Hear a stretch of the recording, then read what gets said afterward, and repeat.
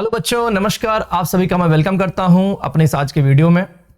आज बच्चों हम लोग बात करेंगे केमिकल काइनेटिक्स, वो न्यूमेरिकल वाला चैप्टर जिसमें लगता है डर और आते हैं भूत। लेकिन हाँ, यहां पर हम करेंगे इन सब का खात्मा और शुरू करते हैं बिना किसी बकैती के हमारा ये चैप्टर केमिकल काइनेटिक्स। ठीक है बेटा, केमिकल का मतलब होता है रिएक्शन। ऑब्वियस सी बात है, बिना रिएक्शन का क्या कोई मतलब नहीं बनता बेटा। और जब भी रिएक्शन होगा केमिकल तो वहां पर होगा ही होगा। काइनेटिक्स का मतलब होता है मोशन। तो बच्चों, मोशन कह लो या स्पीड कह लो। अगर मैं मोटा माटी बात ये कहूं कि ये जो चैप्टर है ये सिर्फ और सिर्फ स्पीड ऑफ रिएक्शन के बारे में बात कर रहा है, रिएक्शन होगा या नहीं होगा इसके बारे में कोई चर्चा नहीं है। तो हम बेटा यहां पर आइए लिख देते हैं, this chapter deals with this chapter deals with speed of reaction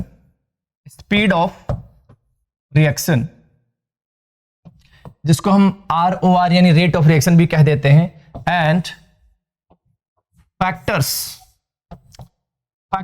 affecting it.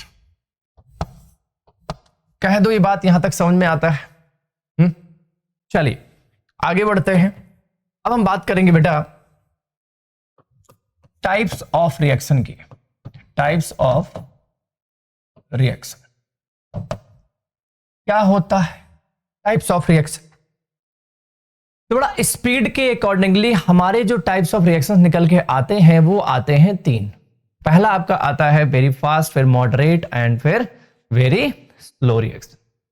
तो यहां पर इसको ऐसे कैटेगराइज कर लेते हैं आसानी से समझने के लिए, एक ही बार में सारी चीजें क्लियर हो जाएंगे। तो यहां लिख देते हैं बेटा हमारा वेरी फास्ट,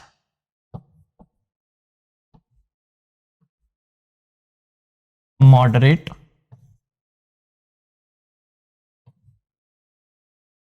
और वेरी स्लो। अब वेरी फास्ट में कौन से रिएक्शंस आते हैं? Generally they comes under the ionic reaction. Generally ionic reaction ही इसमें काउंट किया जाता है और ये रिएक्शंस बहुत ही फास्ट होते हैं बेटा। जैसे सपोज दैट हमने NaCl मिलाया, एक्वस लिया NaCl का, हमने AgNO3 जो है उसमें मिलाया, एंड देन आफ्टर हमें क्या मिलने वाला है जरा दिमाग लगा के देखें, AgCl और NaNO3। तो बड़ा यहां पर देखिए पीपीटी मिल गया। और जब ये रिएक्शन जो होता है ना बेटा, ये बहुत तेजी से होता है। मतलब अगर मैं यूं कहूं इस रिएक्शन को होने में माइक्रो सेकेंड या कह लें आप नैनो सेकेंड लग जाते हैं, तो कोई बड़ी बात नहीं है, क्योंकि ये दोनों सॉल्यूशन तुम जैसे ही मिलाओगे तुरंत वो वाइटेस्ट पीपीटी बनाना शुरू कर देता है। मतलब तुम टाइम ही नहीं कैलकुलेट कर सकते हो कि कितने टाइम में काम हुआ है। जब आप टाइम ही कैलकुलेट नहीं कर सकते बेटा, तो आप स्पीड कैसे निकालोगे? क्योंकि स्पीड तो बिना टाइम के रेफरेंस के बिना तो काम ही नहीं बन सकता।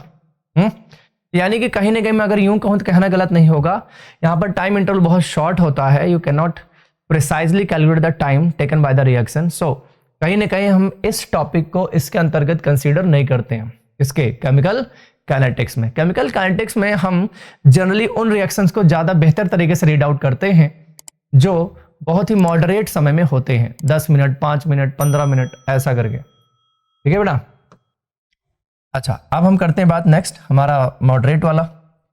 अब मॉडरेट में कुछ एग्जांपल ले लेते हैं जो आसानी से इसमें हम टाइम को कैलकुलेट कर सकते हैं। नाइट्रोजन का अगर मैं रिएक्शन करा दूं बेटा किसके साथ? हाइड्रोजन के साथ, तो क्या बनेगा? अमोनिया।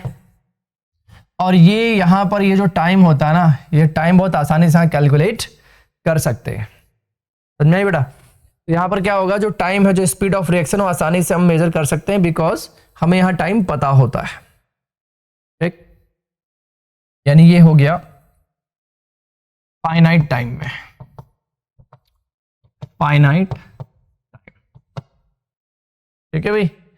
और यहां पर टाइम टेकन बहुत स्मॉल था, हमने इसको गेम से बाहर कर दिया, मॉडरेट वाला रह गया। मॉडरेट में हमारा काम बन जाएगा, वहां पर हम केमिकल काइनेटिक्स का इस्तेमाल करके हम रेट ऑफ रिएक्शन निकाल सकते हैं। वेरी स्लो रिएक्शन में अगर मैं ये कहूं, है ना, टाइम इंटरवल बहुत ज्यादा है, is very very very large. Example में क्या लिखोगे बेटा यहाँ पे, रस्टिंग। अब मैं तुमसे कहूं तुम्हारे घर पे कोई एक आयरन का आर्टिकल आया, मैं तुमसे कह रहा हूं बेटा एक काम करो, जब इसके अंदर रस्टिंग लगे ना, ये रस्ट जब स्टार्ट हो, मुझे बताना कितना टाइम में रस्टिंग स्टार्ट हो रहा है। आपने चेयर लगाया बढ़िया एकदम बालकनी में, कूलर मान लो, कूलर मान लो, कुछ भी मान लो यार, लोहे का आर्टिकल तो बहुत कुछ होता है।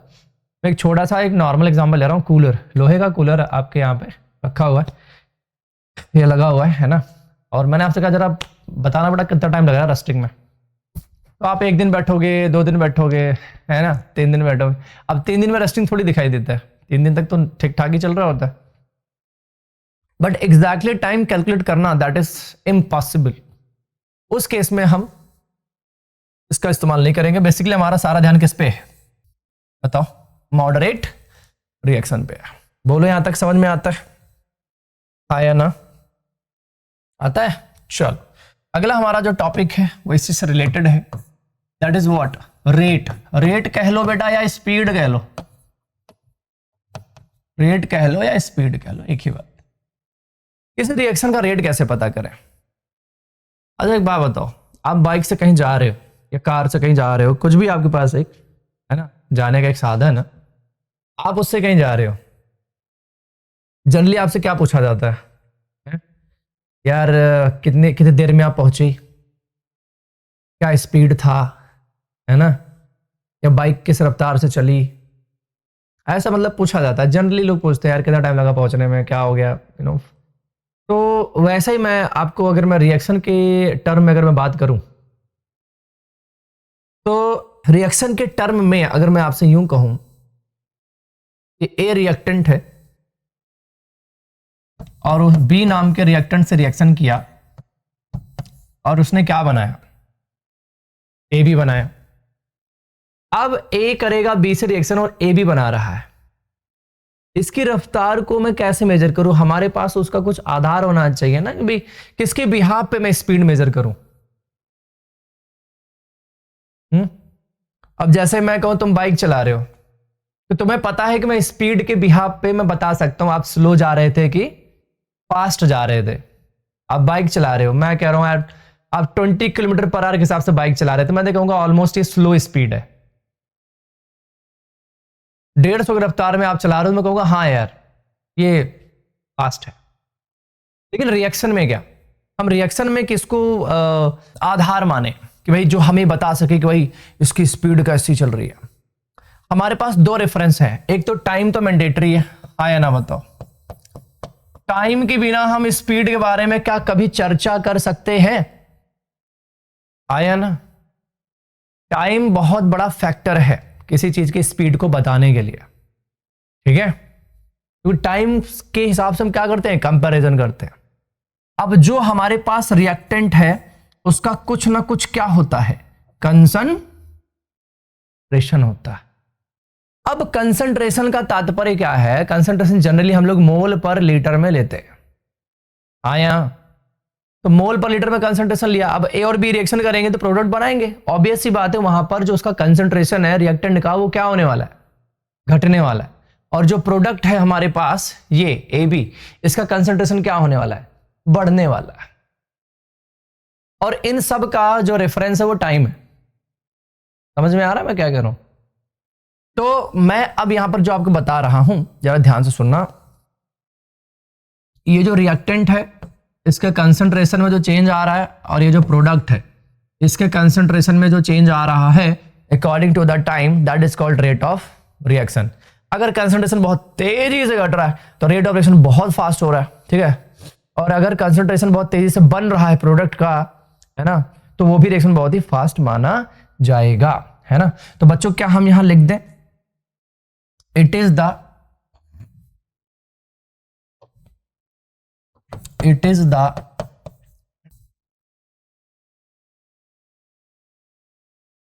in concentration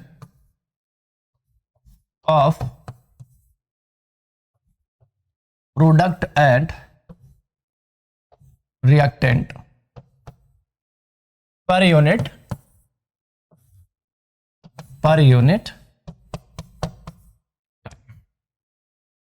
it is the concentration change, या it is a change in concentration of product and reactant, right, per unit time. इसको हम कैसे लिखेंगे बच्चों? ROR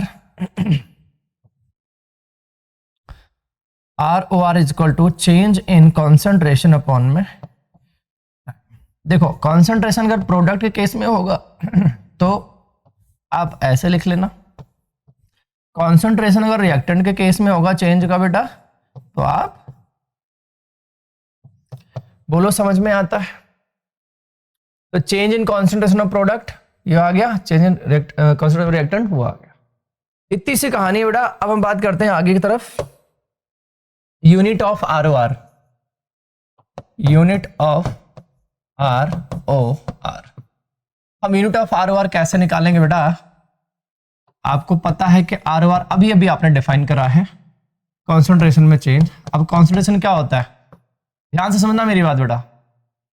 एक तो यूनिट ये बन जाएगा क्या, मोल पर लीटर पर सेकेंड, और एक क्या बन जाएगा बेटा, डेल्टा टी, वो तो हो गया पर सेकंड हो गया। अब यहां पर गैसियस फेज के लिए क्या, फॉर गैसेज, बेटा ये बात याद रखना, मैं गैसेज के बारे में बात कर रहा हूं। अब गैसेज का कॉन्सेंट्रेशन हमेशा किस में मेजर किया जाता है, एटीएम में। किस में? एटीएम में, एटीएम अपॉन में पर सेकेंड। ये हो गया और एक ये हो गया। बोलो यहां तक समझ में आता है? अब बात करते हैं बेटा हम यहां पे inter conversion of concentration and pressure, inter conversion of concentration and pressure. ये क्या होता है, इस पे जरा बात करते हैं। बच्चों एक बात बताओ, अगर मैं तुमसे यूं कहूं कि जो कंसंट्रेशन होता है किसी भी मिक्सचर का या सॉल्यूशन का, वो गैसियस जो कंसंट्रेशन होता है एटीएम या प्रेशर, उसके इक्विवेलेंट होता है। क्या ये मानना पॉसिबल है? नहीं ना, मतलब मोल पर लीटर वो प्रेशर के अकॉर्डिंगली मतलब सही जा रहा है। मतलब जो तुम मोल पर लीटर जो तुम कंसंट्रेशन एक्सप्रेस कर रहे हो, क्या वो प्रेशर में भी मुमकिन है एक्सप्रेस करना? क्या वो इक्वल है, मैग्नीट्यूड इक्वल है? तो आंसर क्या होना चाहिए? यस बिल्कुल इक्वल है। ठीक है, कैसे हमें पता है और आपको पता है, PV equal to NRT।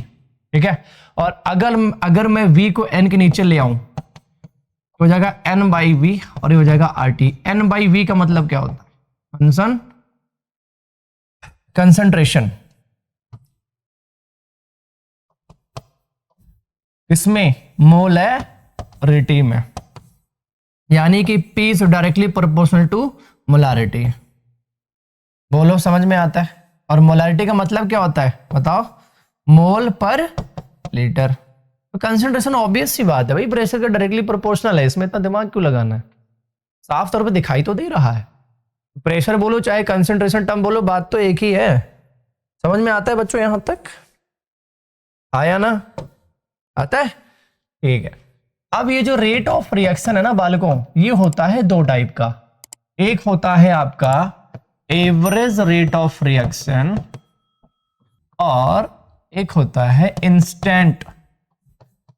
Instantaneous rate of reaction. इन दोनों में फर्क क्या होता है, ये समझने वाली बात है। देख बेटा, एवरेज रेट ऑफ रिएक्शन में जो टाइम इंटरवल होता है किसी रिएक्शन के लिए, एवरेज की बात कर रहा हूं, वो होता है मतलब मॉडरेट। मैं नहीं कह रहा कि बहुत ज्यादा टाइम ले रहा है, बहुत कम ले रहा है। एक जो मॉडरेट जो टाइम जो लिया जा रहा है किसी रिएक्शन में, वो एवरेज में आता है। 10 मिनट, 15 मिनट, आधे घंटे, है ना। इंस्टेंटेनियस में क्या होता है, हमें उस रिएक्शन का rate at a same time बताना है। मतलब चलो इसको दूसरे तरीके से समझते हैं। आप कुछ ऐसा मान लो बच्चों कि आप जो है ना कहीं घूमने जा रहे हैं, ठीक है, मान लेते हैं आप उस प्लेस पे पहुंच गए। आपसे किसी ने पूछा गाड़ी की स्पीड क्या थी। अब आपको थोड़ी पता है, गाड़ी तुम थोड़ी चला रहे हो, ड्राइवर थोड़ी। आपने सार्कास्टिक वे में कहा कि भाई ट्रेन मेरे बाप की थोड़ी, तो भारत सरकार की है यार, है ना। हाँ ट्रेन अपने रफ्तार से थी और मैं टाइमली पहुंच भी गया। हाँ बट ये है कि स्पीड मेरे को पता नहीं, बट मोटा मोटी अगर मैं यूँ कहूँ कि यार 500 किलोमीटर के आसपास दूरी थी और हम लोगों ने लमसम 7 से 8 घंटे में कवर कर लिया। अब 7-8 घंटे से आप 500 किलोमीटर को डिवाइड कर दोगे तो आपका एक एवरेज स्पीड निकल के आ जाएगा। तो वो क्या कहलाता है, एवरेज स्पीड। लेकिन अगर आपसे कोई कहे कि जब आप ट्रेन में थे पर्टिकुलर किसी टाइम पे स्पीड बताओ ट्रेन की क्या थी, है ना, तो आप पलट के सिंपल सी बात है उसको सुना ही दोगे। भाई पागल है क्या यार, मैं क्या मतलब स्पीडोमीटर लेके थोड़ी चल रहा हूँ, हद है ना। तो एवरेज आरओआर क्या होता है एक बार फिर से समझ लो। यहां पर जो टाइम इंटरवल है बेटा, टाइम इंटरवल वो क्या है, लार्ज है, ठीक है। तो यहां जैसे मान लो कोई रिएक्शन हुआ ए से बी, तो यहां पर आर ओ आर हम क्या लिखेंगे, डेल्टा ए अपॉन में डेल्टा टी। डेल्टा लगा रहा हूं बेटा यहाँ पे, है ना। और रिएक्टेंट है तो बेटा हमेशा याद रखना रिएक्टेंट के लिए हम माइनस यूज करते हैं और प्रोडक्ट के केस में हमेशा प्लस होता है। तो यहां पर आप लिख देंगे बी का कॉन्सेंट्रेशन अपॉन में ये टाइम। ये इंस्टेंट नहीं है बेटा, ये एक इंटरवल ऑफ टाइम के बाद का रेट है। लेकिन अगर मैं बात करूं बेटा इंस्टेंटेनियस की, यहां लिखेंगे time interval is very short, ठीक है।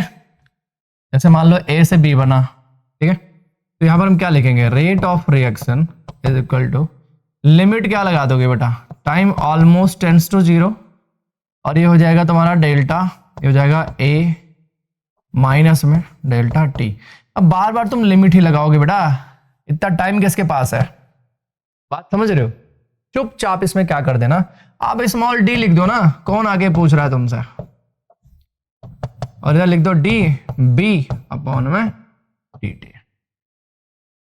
बड़ा ये आपका डिफरेंस है, ठीक है। अगली क्लास में मैं आपको बताऊंगा इसके कुछ ग्राफिकल रिप्रेजेंटेशन, कुछ टर्म्स करेंगे उसके बारे में बात, ठीक है। और हाँ पहले बता चुका बेटा एक खास बात, ये जो चैप्टर है आपका, इसमें आपके नंबर बेटा रखे रखा है, क्योंकि फॉर्मूला बेस्ड क्वेश्चन आते हैं, आप उसमें फॉर्मूला लगाओ और जनरली आंसर आपके 90% आपके आंसर उसमें आ जाते हैं। थोड़े बहुत ट्रिकी हो सकते हैं, मैं नहीं कह रहा नहीं आते हैं, लेकिन वो प्रैक्टिस से रिजॉल्व हो जाएगा, ठीक है। तो बने रहे बेटा हमारे साथ और करते हैं आगे बात। तब तक के लिए बच्चों नमस्कार।